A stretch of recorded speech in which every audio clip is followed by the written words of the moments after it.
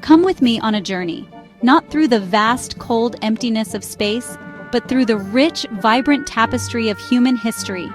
We're about to embark on an odyssey to explore the cradles of civilization, those extraordinary societies that rose from the dust of antiquity to shape the world we inhabit today.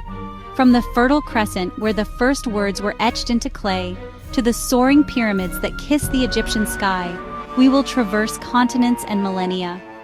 These are not just stories of kings and conquests, they are the chronicles of human ingenuity, curiosity, and our unyielding drive to understand our place in the cosmos. The echoes of these ancient peoples resonate all around us, in the laws that govern our societies, the languages we speak, the art that inspires us, and the scientific principles we take for granted. The foundations of our modern world, our mathematics, our medicine, our philosophy, even the way we grow our food, were laid brick by painstaking brick by these remarkable cultures. They looked up at the same stars we do and asked the same fundamental questions. Who are we? Where did we come from? What can we build? Their answers became our inheritance, a legacy of knowledge passed down through the ages. So, I invite you to step aboard our vessel of the imagination as we navigate the river of time. Together, we'll witness the birth of writing in Mesopotamia, stand in awe of Roman engineering, and unravel the mysteries of the Mayan calendar. We'll explore the monumental achievements and the profound ideas that define these civilizations, and in doing so, discover a deeper connection to our own shared human story. The past is calling. Let's answer. Our journey begins here, in a sun-drenched land cradled between two life-giving arteries, the Tigris and the Euphrates rivers. This is Mesopotamia, the land between the rivers, a name that sings of its own geography. It was here in this fertile crescent that something truly revolutionary happened. Humanity, for millennia a wandering species of hunters and gatherers, decided to stay put. They learned to coax abundance from the soil, developing irrigation systems that transformed arid plains into lush fields of barley and wheat. This agricultural revolution wasn't just about food, it was about time. Time to think, to create, to build. With stable settlements came burgeoning cities, places like Ur and Uruk, the world's first urban landscapes. And with cities came complexity. How do you keep track of grain stores? How do you record a trade agreement? The Mesopotamians answered with one of humanity's greatest inventions, writing. They pressed wedge-shaped marks into wet clay, creating a system we call cuneiform. Suddenly, ideas were no longer tethered to the fleeting nature of memory and speech. They could be recorded, preserved, and shared across generations. History itself had begun. This newfound ability to record information led to an explosion of knowledge. The Sumerians, Akkadians, Babylonians, and Assyrians, who all called this land home, developed sophisticated mathematics based on a sexagesimal system, a base 60 system. Does that number sound familiar? It should. We have them to thank for the 60 seconds in a minute and the 60 minutes in an hour. They charted the heavens with meticulous care, creating detailed star maps and calendars that predicted seasons and eclipses, blending science with their rich mythology. But perhaps their most enduring legacy was the concept of codified law. The famous Code of Hammurabi, etched into a towering black stone stele, was not the first law code, but it is the most complete one we have from this era. It laid out rules for commerce, family, and justice, famously declaring principles of an eye for an eye. While harsh by our standards, it represented a monumental step forward. The idea that justice should be standardized, written down, and applied to all, a principle that forms the bedrock of legal systems to this day. So as we look back at Mesopotamia, we see more than just ancient ruins. We see the birthplace of the city, the origin of the written word, the dawn of law, and the first systematic attempts to understand the cosmos. It was a place of profound innovation, a crucible where the fundamental elements of civilization were first forged. The seeds planted here between these two rivers would grow into the complex societies that now span the entire globe. Their story is the first chapter of our own. We leave the Fertile Crescent and travel southwest across arid deserts to another oasis of life, a civilization defined entirely by a single, majestic river, ancient Egypt. The Greek historian Herodotus famously called Egypt the gift of the Nile, and he was not exaggerating. Each year, without fail, the Nile would flood its banks, depositing a layer of rich black silt that made the surrounding lands incredibly fertile. This predictable, life-sustaining rhythm allowed a powerful and enduring civilization to flourish for over 3 millennia. The Egyptians' lives were inextricably linked to the Nile's cycles, which influenced their religion, their calendar, and their very concept of life, death, and rebirth. They saw the sun god Ra's daily journey across the sky and the river's annual renewal as promises of eternity. This profound belief in an afterlife drove them to achieve some of the most astonishing architectural and artistic feats in human history. They sought to build for eternity, and in many ways, they succeeded. We see this ambition most powerfully in the pyramids. These are not mere tombs, they are monumental resurrection machines, precisely aligned with the cardinal points and celestial bodies, designed to launch the pharaoh's soul into the heavens to join the gods among the stars. The Great Pyramid of Giza, built for the pharaoh Khufu, remained the tallest man-made structure on Earth for nearly 4,000 years. Its construction, without modern machinery, remains a testament to the Egyptians' mastery of mathematics, logistics, and engineering. Their intellectual achievements were not limited to stone. They developed their own intricate system of writing, the beautiful and mysterious hieroglyphs, which could be written on stone monuments or on a new revolutionary material, papyrus, a precursor to paper made from river reeds. This allowed for the creation of vast libraries of texts on medicine, literature, and religion. We can read their medical papyri, which show a sophisticated understanding of anatomy, surgery, and pharmacology, blending practical science with magical incantations. From the powerful dynasties of pharaohs like Tutankhamun and Ramesses the Great, to the intricate mythology of gods like Osiris, Isis, and Horus, Egyptian culture has captivated the human imagination for centuries. They were master astronomers, creating a 365-day calendar that is the direct ancestor of the one we use today. They were artists of incredible skill, creating timeless sculptures and vivid tomb paintings. Ancient Egypt stands as a powerful symbol of permanence, a civilization that harnessed the power of a river to build a legacy that has truly stood the test of time. Our journey now takes us across the Mediterranean Sea to a rugged, mountainous peninsula and its scattered islands. This is ancient Greece, a civilization that, in a relatively brief period, would fundamentally shape the intellectual trajectory of the Western world. Unlike the monolithic river valley empires of Egypt and Mesopotamia, Greece was a collection of fiercely independent city-states, or polis, like Athens, Sparta, and Corinth. This fragmentation fostered a spirit of competition, innovation, and intense civic pride. It was in Athens that a radical new idea about governance took hold: democratia, or rule by the people. For the first time, eligible citizens were given the power to debate, to vote, and to shape the laws under which they lived. This experiment in democracy, though imperfect and limited by our modern standards, planted the seed of an idea that would lie dormant for centuries before re-emerging to reshape nations across the globe. The very words we use for politics and policy have their roots here. But the Greeks' most profound contribution was perhaps their invention of a new way of thinking. They were not content with mythological explanations for the workings of the world. They sought rational, naturalistic answers. This gave rise to philosophy, the love of wisdom.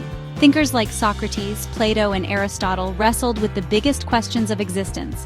What is justice? What is reality? How should we live a good life?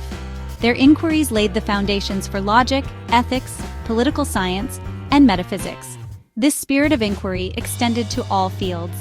In mathematics, Pythagoras and Euclid uncovered universal geometric principles. In medicine, Hippocrates sought to separate illness from divine displeasure, establishing a code of ethics that still guides physicians today. And their artistic achievements were no less revolutionary. In sculpture and architecture, they pursued an ideal of beauty based on harmony, proportion, and realism, creating timeless works like the Parthenon, a temple dedicated to the goddess Athena, which still stands as a pinnacle of classical design. And let us not forget their celebration of the human form and spirit in the Olympic Games, a festival of athletic competition that brought the disparate Greek city-states together in a spirit of peaceful rivalry. The Greeks gave us epic poetry in the works of Homer, tragedy and comedy in the plays of Sophocles and Aristophanes, and history in the writings of Herodotus and Thucydides. In essence, the ancient Greeks created the very categories through which we have come to understand and describe the human experience. They built a world of ideas that we still inhabit today. From the intellectual heights of Greece, we travel west to the Italian peninsula, to a city that began as a humble settlement on 7 hills and grew to become the master of the Mediterranean world, Rome. If the Greeks gave us the questions, the Romans gave us the practical answers. They were the ultimate engineers, soldiers, and administrators of the ancient world. Their genius was not necessarily in pure invention, but in assimilation, improvement, and application on a colossal, unprecedented scale. The true backbone of the Roman world was its law and its engineering. Roman law, codified in works like the 12 Tables and later the Justinian Code, established principles that are foundational to many modern legal systems. The idea of innocent until proven guilty, the importance of evidence, and the concept of a universal law applicable to all people. This legal framework provided the stability needed to govern a vast and diverse empire, stretching from Britain to Mesopotamia. To connect and control this empire, the Romans built masterpieces of engineering. Their famous roads, built in layers of stone and gravel, were so durable that some are still in use today. "All roads lead to Rome" was not just a saying, it was a strategic reality. They perfected the arch, the vault, and the dome, allowing them to build massive structures like the Colosseum, a stadium for gladiatorial combat, and the Pantheon, with its breathtaking, unsupported concrete dome. And their aqueducts, graceful stone channels that carried fresh water for miles, were a public health miracle, allowing their cities to grow to sizes previously unimaginable. The Latin language spoken by Roman soldiers, merchants, and officials spread throughout the empire and became the lingua franca of the West. It evolved into the Romance languages we know today: Italian, French, Spanish, Portuguese, and Romanian. And its vocabulary has deeply enriched countless others, including English. For centuries after the empire's fall, Latin remained the language of scholarship, religion, and science in Europe. Finally, it was within the Roman Empire that a small Jewish sect from Judea would grow into one of the world's major religions, Christianity. Initially persecuted, Christianity was eventually adopted as the state religion by Emperor Constantine. The empire's vast network of roads and its common language provided the perfect infrastructure for the new faith to spread. The Roman Empire's eventual fall in the West was not an end, but a transformation, leaving behind a legacy of law, language, engineering, and religion that would define the future of Europe and the world. We now journey back to Asia, to the vast floodplain of the Indus River in what is now Pakistan and northwest India. Here, flourishing at the same time as the great civilizations of Egypt and Mesopotamia, was one of the most extensive and mysterious cultures of the ancient world, the Indus Valley Civilization, also known as the Harappan Civilization.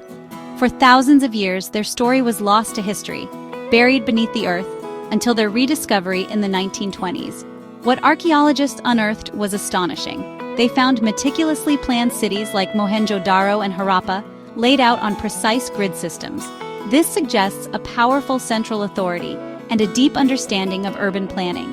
The buildings were constructed from uniform, baked bricks, a testament to their advanced manufacturing capabilities.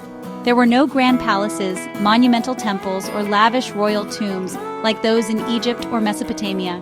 Instead, the cities reveal a surprisingly egalitarian structure focused on civic amenities. Perhaps the most remarkable feature of these cities was their sophisticated water management and sanitation systems. Nearly every house had its own private bathroom and access to a well. Wastewater was directed into a complex network of covered drains that ran beneath the streets, a feat of public health engineering that would not be matched in many parts of the world for thousands of years. This focus on cleanliness and order seems to have been a core value of their society. The Indus Valley people were skilled artisans and prolific traders. Archaeologists have found their distinctive seals, intricately carved with animal motifs and an enigmatic script as far away as Mesopotamia. This indicates a thriving long-distance trade network that connected these great civilizations. They worked with metals like bronze and copper, and created beautiful pottery and delicate jewelry from carnelian beads. Their economy appears to have been robust and well-organized. Yet, for all we know, a profound mystery remains at the heart of the Indus Valley Civilization. We have been unable to decipher their script. The hundreds of examples we have are too brief to allow for the kind of breakthrough that unlocked Egyptian hieroglyphs. Without their written words, their beliefs, their history, and the reasons for their gradual decline and eventual disappearance around 1900 BCE remain an enigma. They are a silent civilization, a tantalizing puzzle in the story of humanity, leaving behind only the silent eloquence of their well-ordered cities. Our journey now takes us to the rich plains of the Yellow River in East Asia, where Chinese civilization began. Here, many powerful ruling families, like the Shang, Zhou, Qin, Han, Tang, Song, Ming, and Qing, would create a culture that lasted for over 3,000 years and was very advanced and continuous. This long-lasting culture was based on a strong political and religious idea, the mandate of heaven. People believed that a good ruler had the blessing of the universe. But if a ruler was bad or didn't do a good job, they could lose this blessing. This idea made it okay for people to rebel and for a new ruling family to take over. This cycle of ruling families led to amazing new inventions. The Chinese were responsible for what are sometimes called the 4 great inventions that changed the world. They figured out how to make paper, which was much better than papyrus or animal skin, and it completely changed how information was stored and shared. They invented movable type printing hundreds of years before Gutenberg, which allowed for many books to be made quickly. They discovered how gunpowder could explode, first for fireworks and later for fighting. And they created the magnetic compass, which would change how people traveled by land and sea. Thinking deeply about life also grew strong, shaping how people in China lived and acted for thousands of years. Confucius taught that it was important to be good, respect older people, get along with others, and do your duty. These ideas became the main foundation of Chinese society, education, and government. Laozi, who is said to have written the Tao Te Ching, offered a different way, Taoism, which focused on living in peace with the Tao, which is the natural flowing way of the universe. These ways of thinking gave people a lot of wisdom and guidance. To protect their northern borders from groups that would invade, the Chinese started one of the biggest building projects in human history, the Great Wall. Built and rebuilt by different ruling families, this huge wall winds for thousands of miles across mountains and deserts. It's a strong symbol of China's strength and its wish to protect its special way of life. It's a monument not to just one ruler, but to what many people wanted to do together over hundreds of years. Through the famous Silk Road, which was a huge network of trade paths, Chinese goods and ideas traveled west. At the same time, ideas from Central Asia, India, and other places came east. Silk, fine pottery, and tea were valuable items that connected China to the Roman Empire and the rest of the world. Chinese civilization, with its long history, powerful ways of thinking, and inventions that changed the world, became a main part of human achievement. It was a cultural superpower whose influence still shapes our world today. We now cross the vast Pacific Ocean to the continents we call the Americas, which developed complex societies in complete isolation from the Old World. Our first stop is Mesoamerica, a region stretching from central Mexico to northern Central America. Here, amidst dense jungles and volcanic highlands, civilizations like the Olmec, Maya, and Aztec rose, creating unique and brilliant cultures. The Maya, who flourished in the tropical lowlands of present-day Guatemala, Belize, and southern Mexico, were intellectual giants. They developed the most sophisticated writing system in the pre-Columbian Americas, a complex script of logograms and syllabic glyphs. They were also obsessive astronomers and mathematicians. They invented the concept of zero independently of other cultures and used their advanced mathematics to create incredibly accurate calendars, including the famous long count calendar, which tracked time on a scale of millions of years. Their understanding of the cosmos was deeply intertwined with their religion and architecture.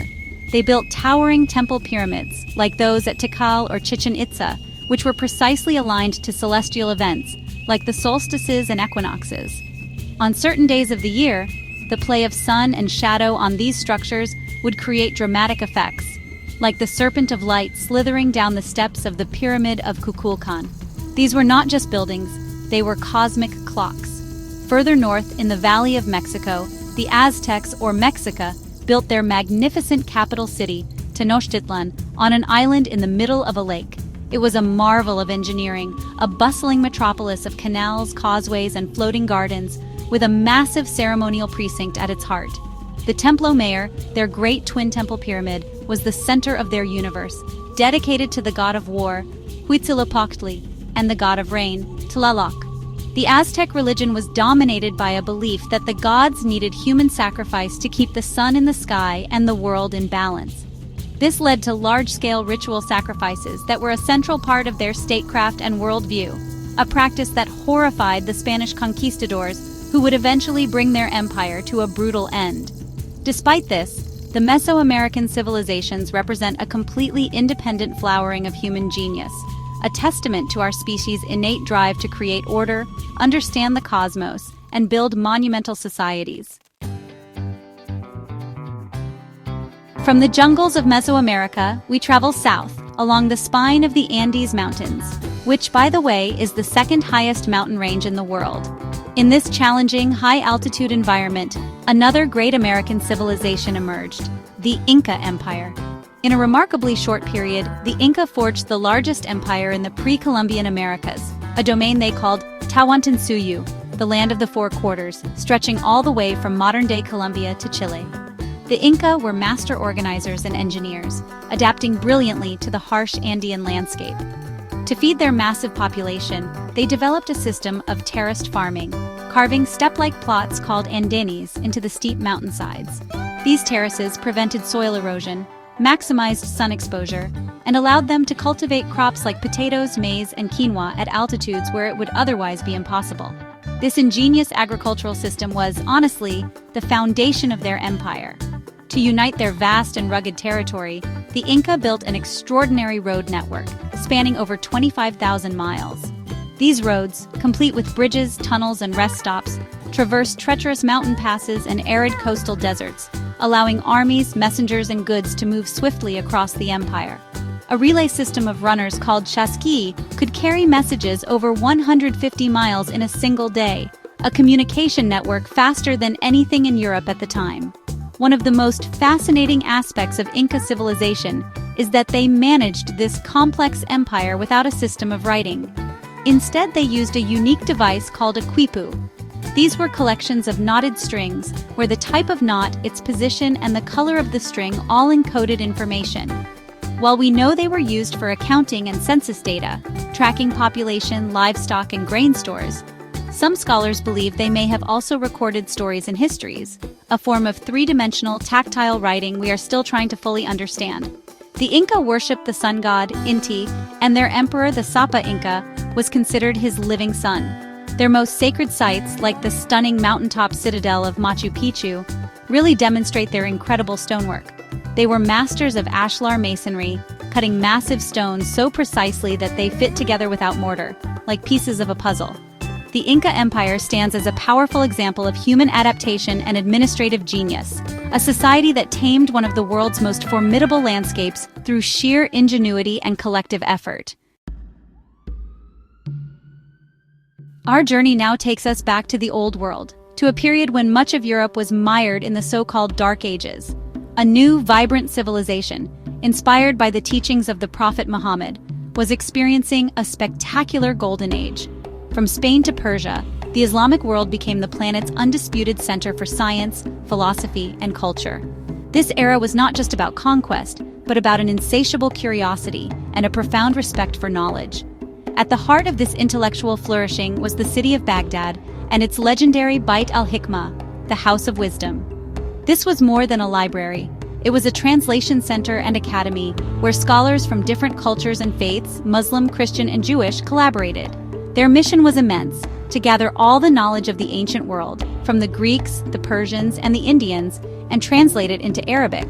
They saved countless philosophical and scientific texts that would have otherwise been lost to history. But they didn't just preserve knowledge.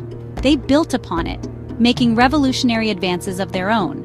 The Persian mathematician Al-Khwarizmi developed a new system of mathematics he called al-Jabr, from which we get the word algebra. He also introduced the Hindu numeral system, including the concept of zero, to the wider world, which we now call Arabic numerals. In optics, Ibn al-Haytham pioneered the scientific method, using experimentation to prove that we see because light enters our eyes, not because our eyes emit rays. The medical knowledge of the Islamic world was unparalleled. Physicians like Al-Razi and Ibn Sina, known in the West as Avicenna, wrote comprehensive medical encyclopedias that were used as standard textbooks in Europe for centuries.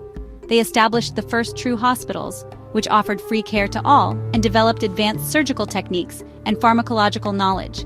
Their understanding of anatomy, disease, and treatment was far ahead of its time.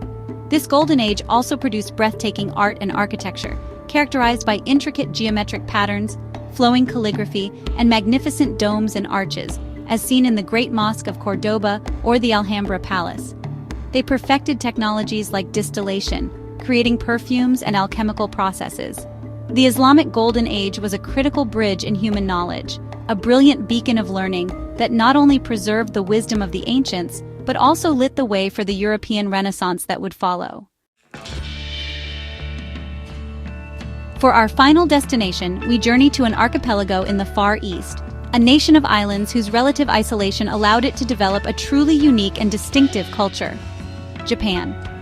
From the early Yamato period, which unified the nation under a single imperial line, to the long peaceful isolation of the Edo period, Japanese civilization cultivated a deep appreciation for beauty, discipline, and impermanence. The classical Heian period was a golden age of art and literature, centered on the refined imperial court in Kyoto. It was here that Murasaki Shikibu, a lady of the court, wrote The Tale of Genji, considered by many to be the world's first novel. This era established a distinct Japanese aesthetic, a sensitivity to nature, and a focus on subtle, elegant beauty that would influence Japanese art for centuries to come. This period of courtly elegance was followed by centuries of feudal warfare, which gave rise to a powerful warrior class, the samurai. These warriors lived by a strict code of ethics known as Bushido, the way of the warrior, which emphasized loyalty, honor, and martial prowess. The samurai, with their iconic armor and razor-sharp katana swords, became powerful symbols of Japanese culture, their stories immortalized in legends and art. Alongside the warrior code, new forms of philosophy and art took root, particularly Zen Buddhism. Zen emphasized meditation, self-discipline, and the attainment of enlightenment through direct experience. Its influence can be seen everywhere, in the minimalist beauty of rock gardens, which use sand and stone to evoke vast landscapes, in the precise ritualized movements of the tea ceremony, and in the disciplined brushstrokes of ink-wash painting. It fostered an aesthetic of simplicity and finding beauty in imperfection, known as wabi-sabi.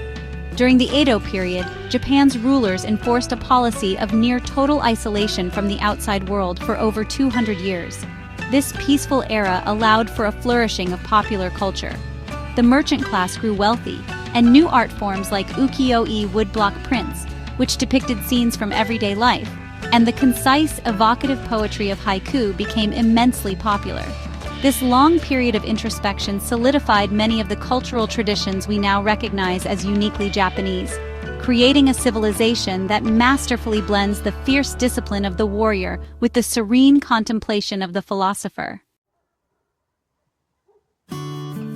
Our journey through time has brought us back to the present, but we are not unchanged. We have walked through the grid-like streets of the Indus Valley, stood in the shadow of Aztec pyramids, and listened to the wisdom of Greek philosophers.